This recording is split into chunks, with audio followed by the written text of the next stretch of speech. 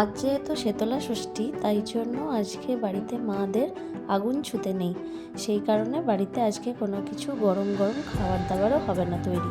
সেই কারণেই আমাদের বাড়িতে সব কিছুই কালকে রাতেই রান্না হয়ে গেছে। কালকে যে রান্নাগুলো হয়েছিল সেগুলোই আজকে ঠান্ডা ঠান্ডা খাওয়া হয়েছে।